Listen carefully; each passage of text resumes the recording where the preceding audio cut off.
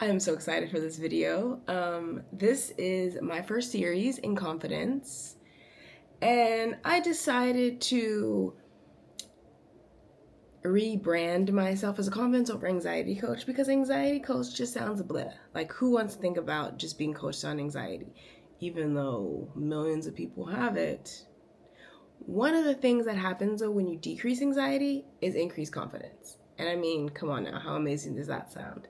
So let's get into that. This series is to set the foundation on increasing your confidence, on being confident. I will share different personal stories as well as tips, tricks, brain stuff, medical stuff, all to increase the way you feel about yourself, because it's all about you today. Well, for this next 4 weeks, it is all about you, because confidence is the foundation for a lot of things in life, such as happiness, goal setting, being successful, just all in all, just being a great person. Like, we have to be confident in that. So my name is Dr. Chandra Smallwood. I'm a confidence over anxiety coach. In some videos, you may see my little girls running around, or I'll be holding them or something. I don't know. But they're not here right now. They're with their grandparents. So I'm kid-free today. So let's kind of get into it. Okay, so the first, to start off, this is Confidence 101, right? Because you always start off some kind of educational series with the 101. We like that for some reason. I wonder why that is, but we like that. So Confidence 101, the truth about why you don't feel confident. So let's talk about some myths. Let's talk about some myths of confidence. So first, you are not born with confidence. It is something that is kind of shaped in you from the time you were super young until you're an adult. But when you're a child, you don't think about it. Like, you're not like, oh my God, I don't have confidence today. I feel like I have low self-esteem today. But when you get into adulthood, you're just like, I know what that is. So let's kind of start from the beginning. So first, I want to talk about a time where I was not confident. There have been many times in my life where I have felt a lack of something. However, not that often. Well, one thing, okay, before I ever started making videos, I never thought I could be on camera or be on the internet. I was like, I remember talking to my friend, ex-friend now, because we're not friends anymore, but I had just landed in Atlanta and we were in her car and we were going to get something to eat. And she was saying something about mentioning doing videos. She said, you should do videos. And I was, at that point in my mind, I was like, yeah, right. I could never do that. Why? I didn't feel like I could. I didn't feel like I had anything good to say. I didn't feel like I would look good on camera. I never felt like super photogenic or anything like that. But here I am. So, that was something that I had to get through and work through. And I still work through it now. Like, there's a lot of fear putting yourself out there, being on social media, being in a forum where people can just like stare at you and criticize you. And, that also comes with its own confidence lowering properties, is you're going to get criticized. So you might as well just do it anyway, right? But let's see. The first time I feel like I was not confident, I think I'll have to say maybe that was in high school. I think in high school we have a lot of beauty standards we want to meet, even though we're super young, and it's all our hormones are raging, and it's all about the opposite sex like kind of being attracted to you, and people like thinking you're cute and stuff like that. I mean, don't get me wrong, I dated a lot of guys in high school, and I had a lot of people who were interested in dating me. However, I don't think that, I used to look at other girls and think, oh my God, they're so pretty. Like, you know, they're so pretty. Like, of course, that guy doesn't want to date me because I'm not pretty like her. You know, and I think that that is something that we just go through, and it's very normal. I mean, comment below if you didn't go through that. But yeah, I remember, you know, even though I felt attractive because men were attracted to me, I didn't feel like as pretty as some of the other girls. And who knows what that stemmed from? Maybe that stemmed from home. Maybe that stemmed from, you know, the technology increasing, because we didn't have social media back then, but we were moving in that direction. Like, I remember I had a first AOL account. Maybe I was in middle school. We didn't have a computer. Like, nobody had computers or anything. I remember we first had a word processor when I was young, junior high maybe, elementary school, and I think we got our first computer maybe when I was, yeah, probably about 8th grade. And AOL was a thing. We didn't have cell phones.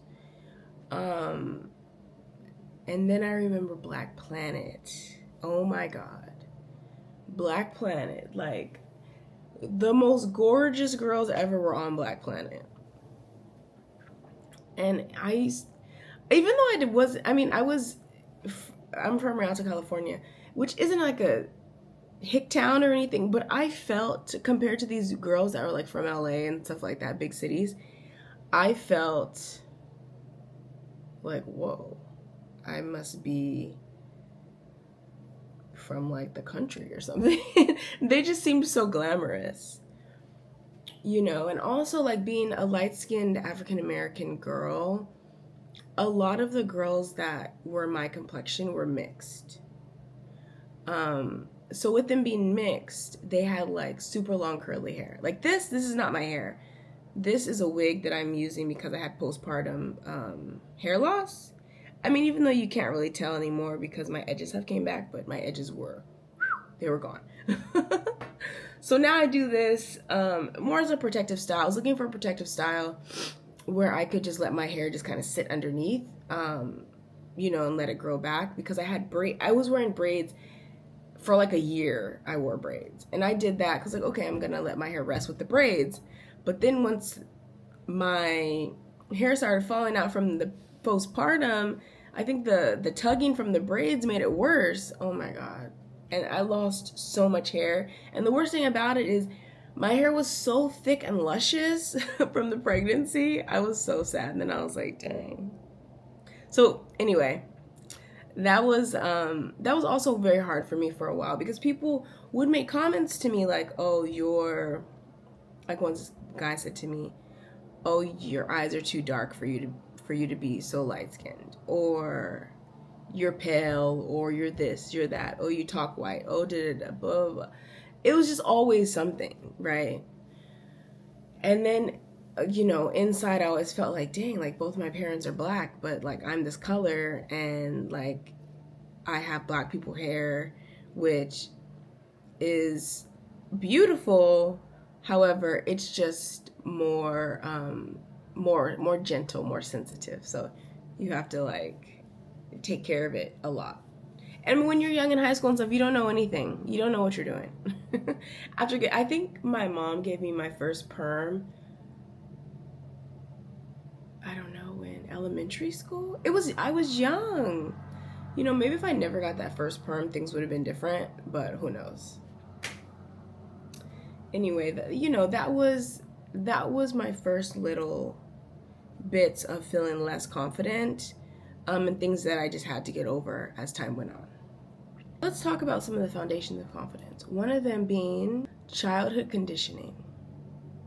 When we're children, especially women, my focus here is mostly women. We are told to be a certain way, right? You have to be ladylike, you have to be feminine, you have to kind of be quiet, you have to be polite. Like, they have those classes that kind of teach women how to be like dainty and, you know, set tables and be a lady and things like that. And I mean, that was all that was on TV at the time, right? Little girls. Girls should be pretty, they should be in their place, they should not say much, right? Like, you're to be seen, not heard. But then again, the boys, oh, they're boys. They can go out, they can be loud, they can be rambunctious, they can take life by the horns and, you know, do what they need to do because they're men. But women, you guys, no. You might get hurt. Go sit down. I remember when I was in junior high and I first started playing, fourth grade. I started playing the clarinet in fourth grade. I wanted to play a French horn, and my dad said, oh, girls don't play French horns. They play clarinets. And so I played a clarinet. But I wanted to play a French horn. But if you've seen one, they're big and bulky and everything like that. But we saw a performance of some of the older students who played instruments, and they did Peter and the Wolf, and every instrument showcased a different part of the soundtrack to Peter and the Wolf. And the French horn was so beautiful, but I was a girl, so I couldn't do that. You know, when you're children, a lot of times it seems like you have to please your parents, right? All the time, right? So then we tend to get these people-pleasing qualities that kind of last with us, you know, especially for women.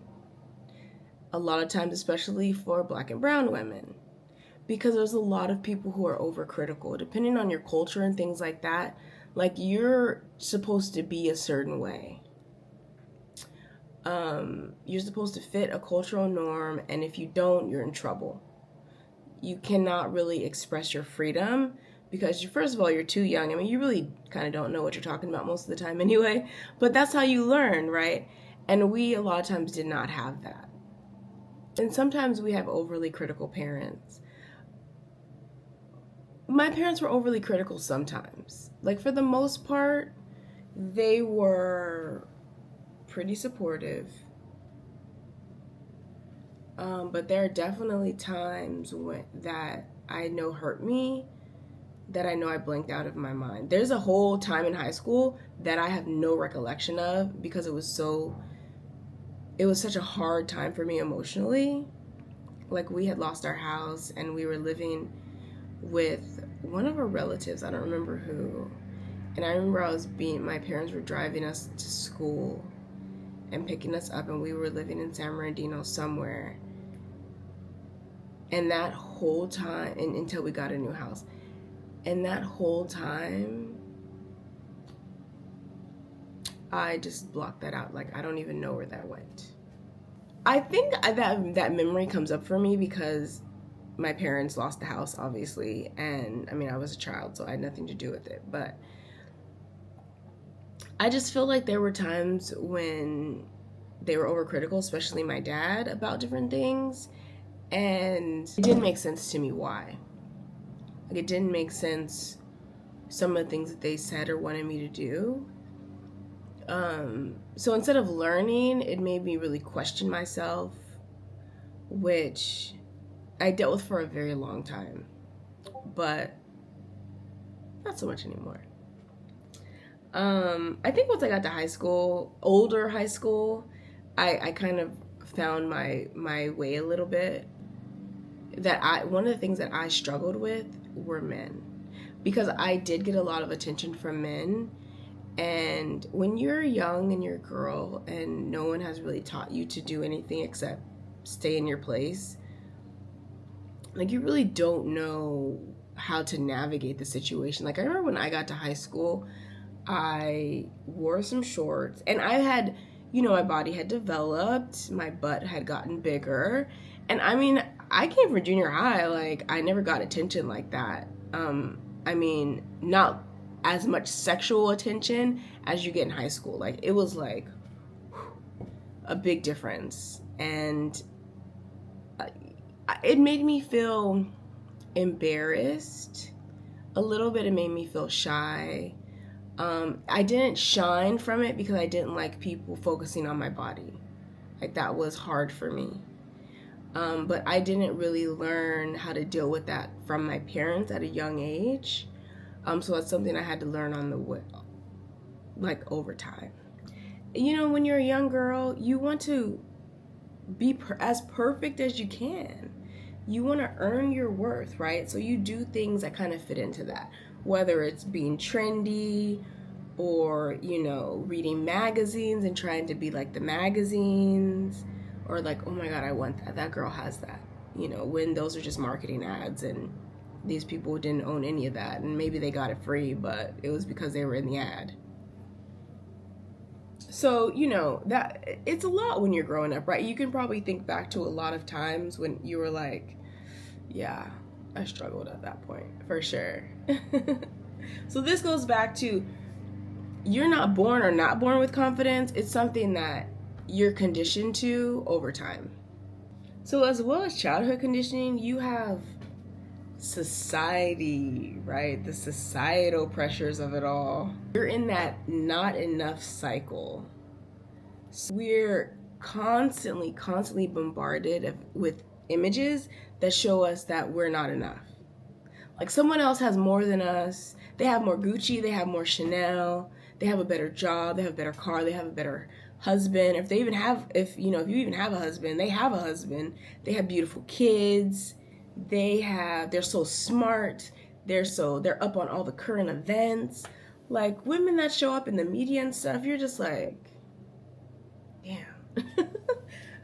Amazing, right? They're amazing. Then with that, like, you know, say you look past that and you're just like, okay, it's media, whatever. I'm just gonna live my own life.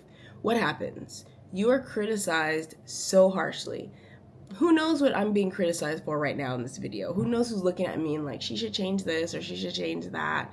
And that's kind of how it is in society.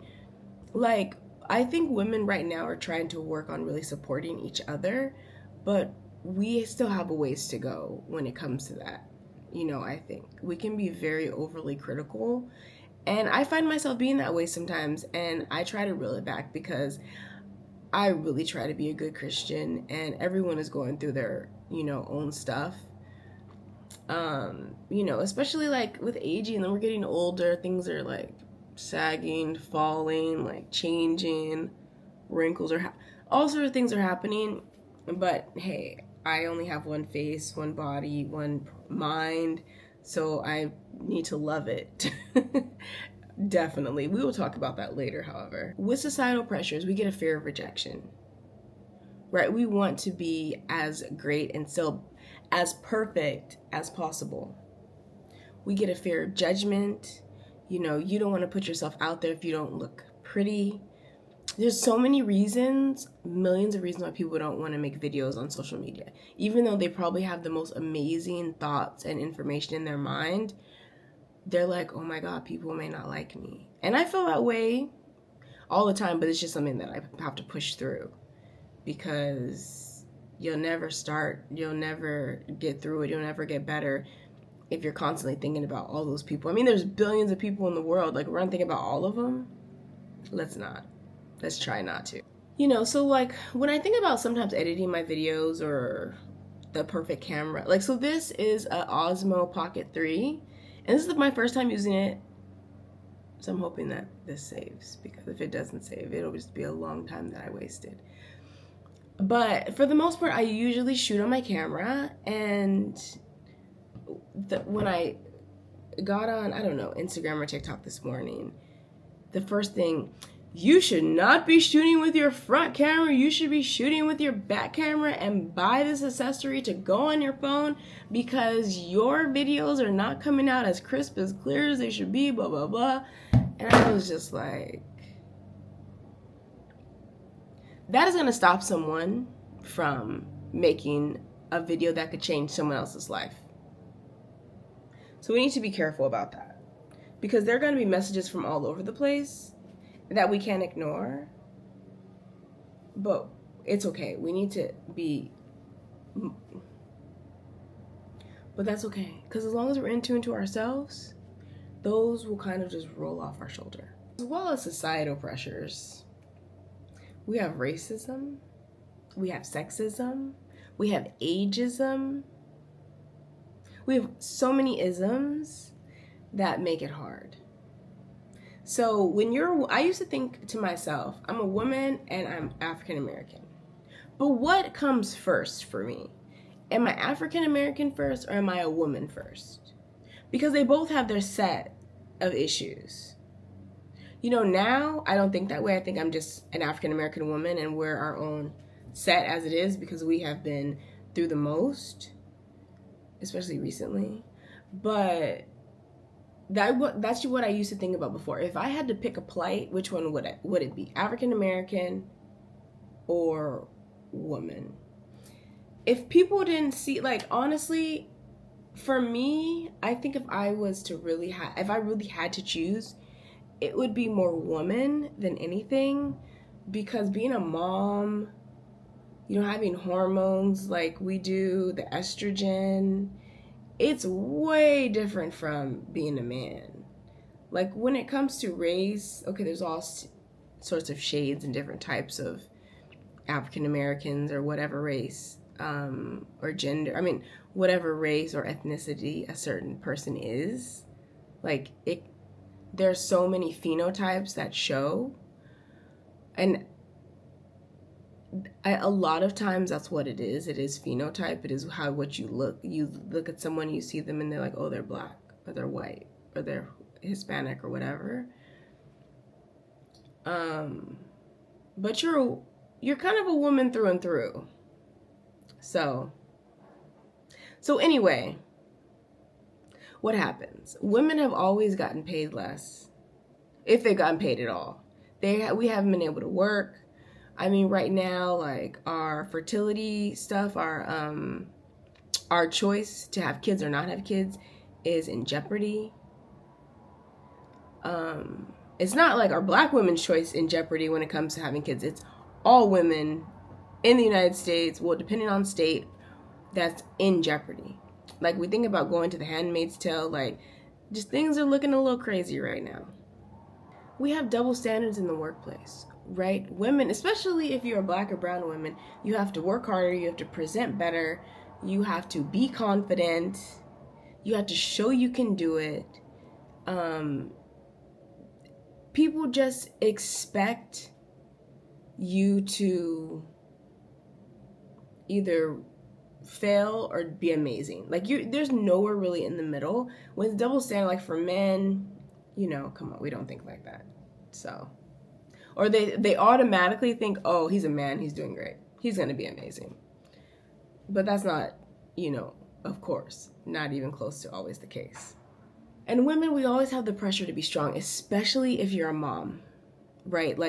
You're supposed to do everything and look gorgeous at the same time. You're supposed to be fit and flirty and fun and not age too badly and still take care of the kids and make dinner and work out and plan all the appointments. It's hard. We see vulnerability as an unsafe space, which is troublesome, because then we get burnout and we don't have self-care because we don't want to be vulnerable. We don't want to put ourselves in a soft space, even though that's, that is what we need to do because of those things. Everyone is just expecting us to do all the things. And the women on TV do all the things, right? And with that comes starts with a lot of generational trauma and things that we may not have healed from. Look, I didn't used to understand generational trauma until I would look back on the things I saw that my mother went through or dealt with and how it's affected my life and how I need to let it affect my girls' lives. One thing I'll have to say is there were some times when I felt like my mom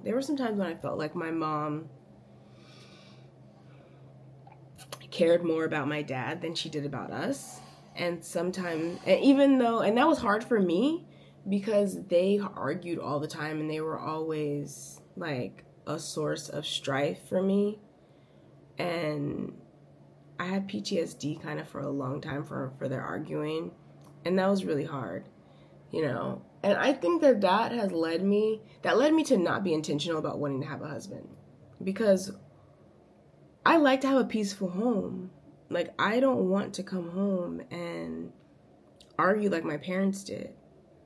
Like, I don't want my kids to see that, you know. So that made things a little hard for me when I started to want to have kids. I mean, because I didn't have my first child till I was a couple months shy of 40, you know. So it was like, I'm either having kids or I'm not, because I'm going to go through menopause one of these years. And I was never intentional about that husband situation. Like, I would be in long-term relationships, not a thought about marriage. Why was I even in that long-term relationship? I don't know. So that was some generational trauma for me that I had to kind of, I mean, that I probably still deal with, but I think I deal with more of the consequences of it, because now I'm kind of like, you know, I would love to find a husband.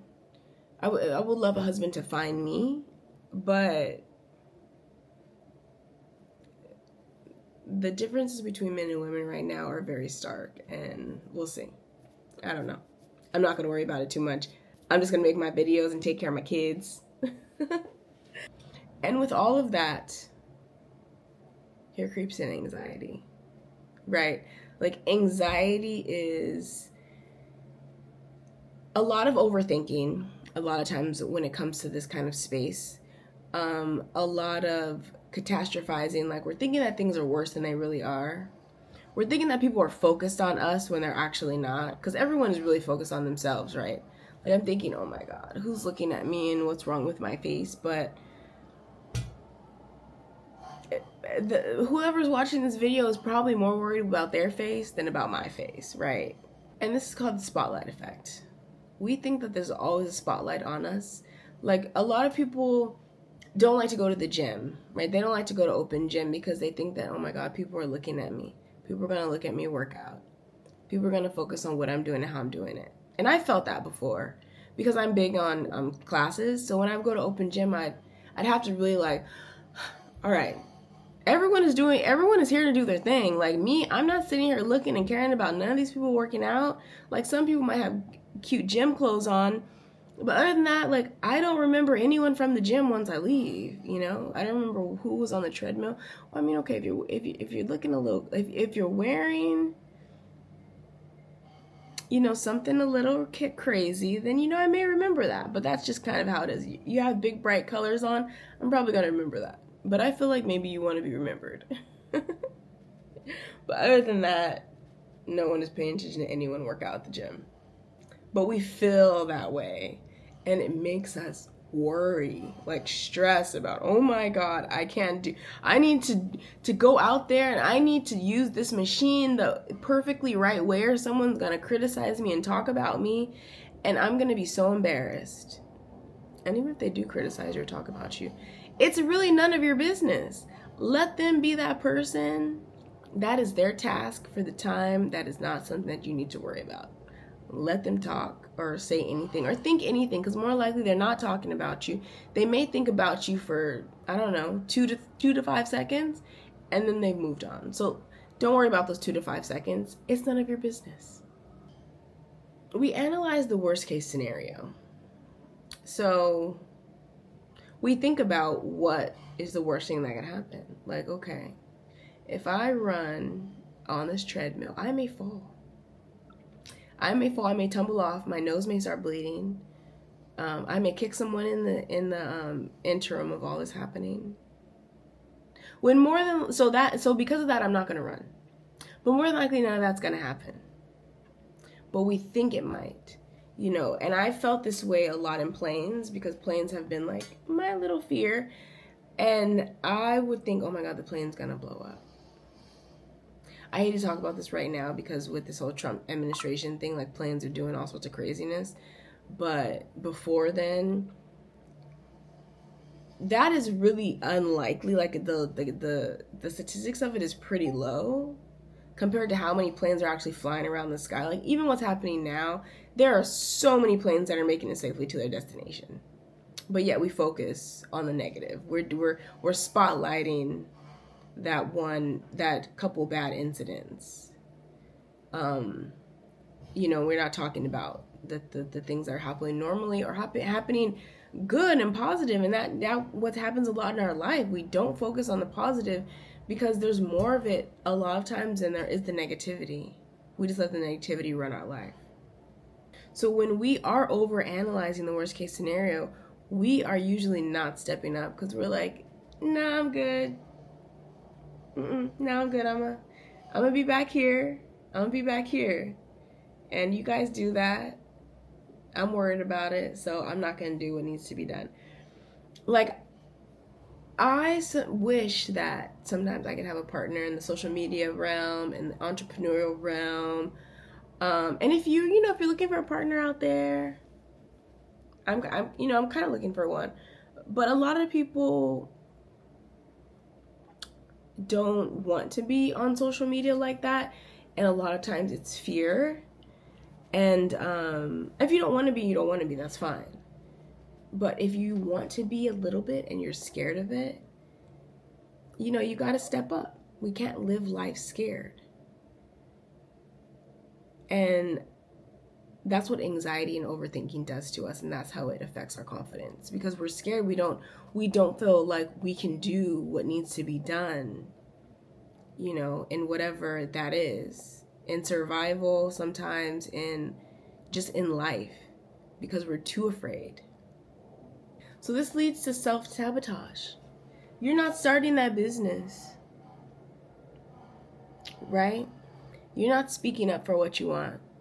In the meeting, you have concerns, but you don't want to say them because you're worried that other people are going to judge you. Or you're not asking for that raise that you deserve. And this happens because we don't feel like we deserve it. We have low confidence because we've been over-analyzing it and overthinking it. And because of that, we're self-sabotaging ourselves. Let's take a little brief walk into the science of confidence. I did a video recently on neuroplasticity. I will put it here or below. I don't know if you can link it from here, but I can just put it there. And neuroplasticity is how our brain kind of changes, right? So I use a Lego set because your brain can build and break different ways of thinking if you continue to add to that. So a lot of times that's what happens in anxiety and in low confidence. We build a low confidence structure, tower, and it gets bigger and bigger and bigger. And it's all of doubt, worry, shame. We can't do this, we can't do that. And then from that, it's just a big, oh my God, I have all these thoughts. I can't do these things. I can't be that person that I want to be, because we've been telling ourselves that over and over. So we're building that up in our brain. But our brain is super smart and super flexible, and we can break that tower down and build a new tower, a new confidence tower.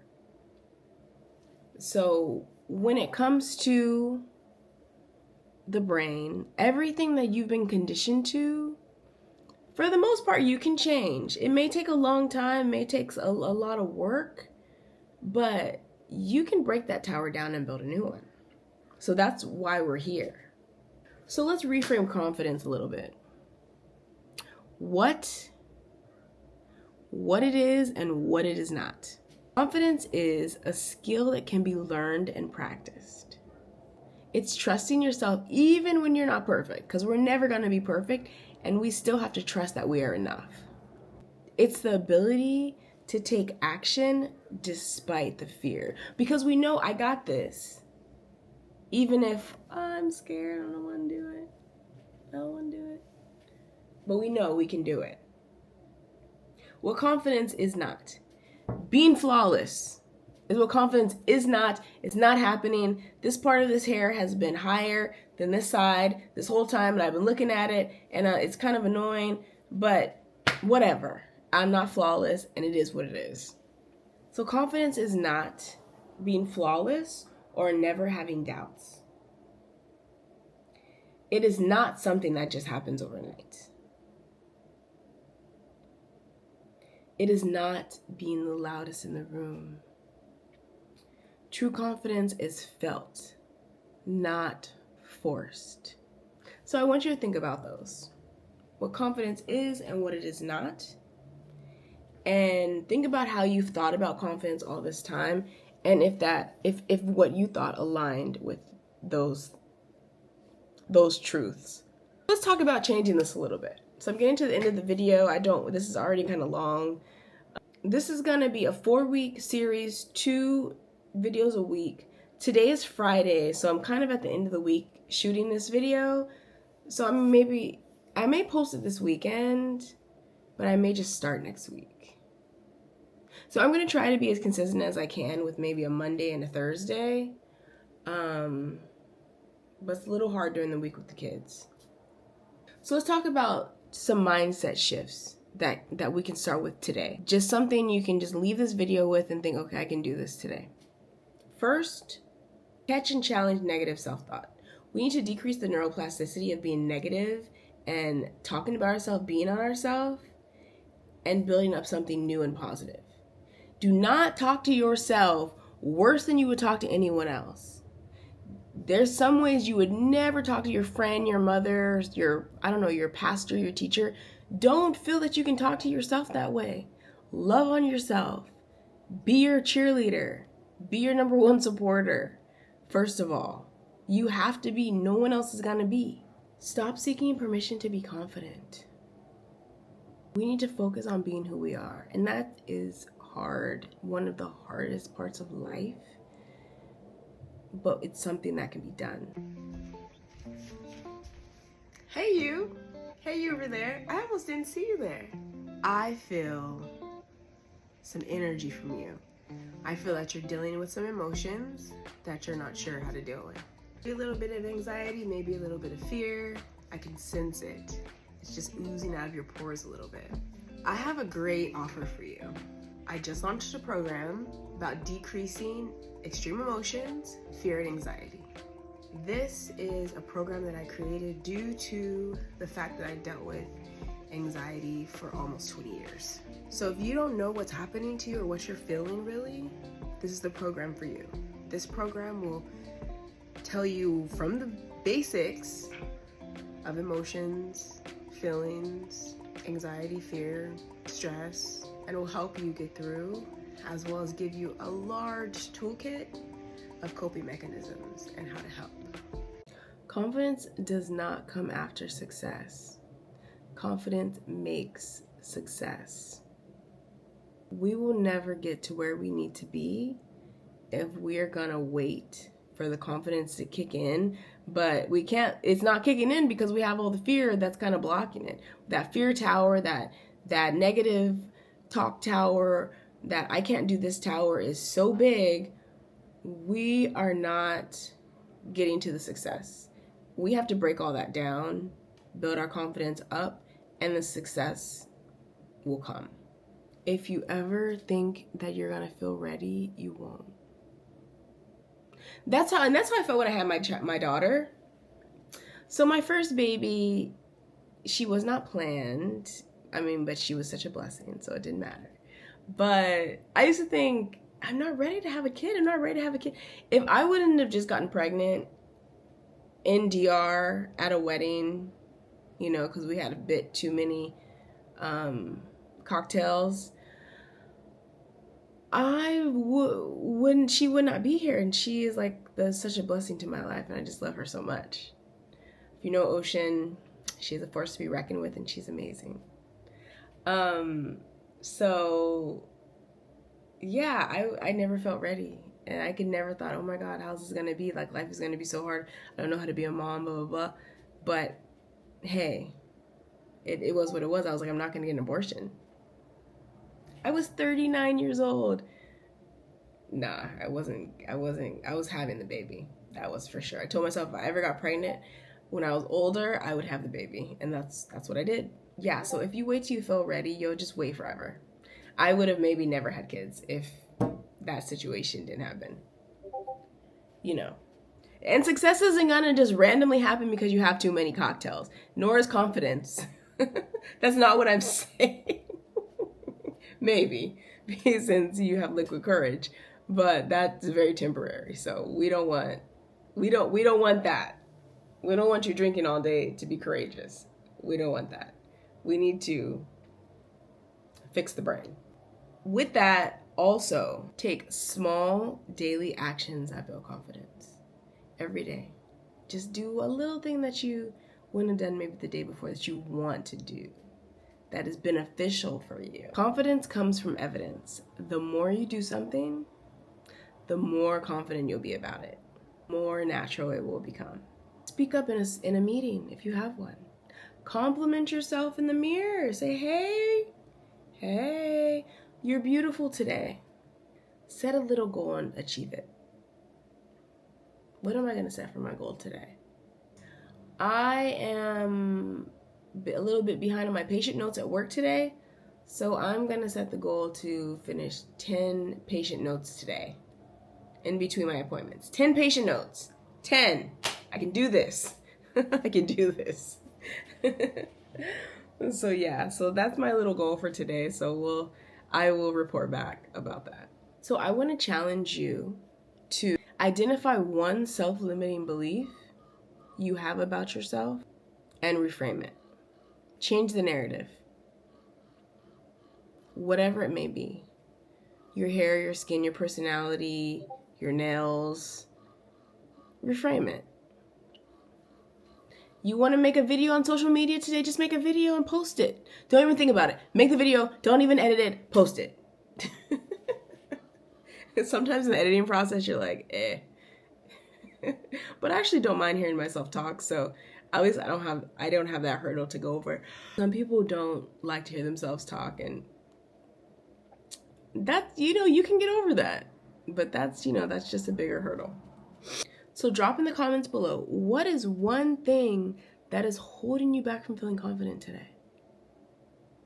What is one thing that you wish you didn't have to deal with? And I'm not saying you even have to start dealing with it today, but just what is it? In the next video, we will talk about not shrinking yourself down and taking up the space that you deserve to take up.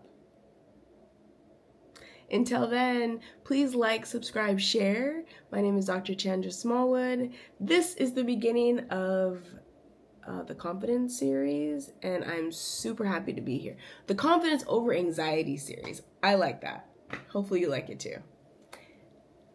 Everyone have an amazing day, night, evening, wherever you are, whatever time it is. Bye.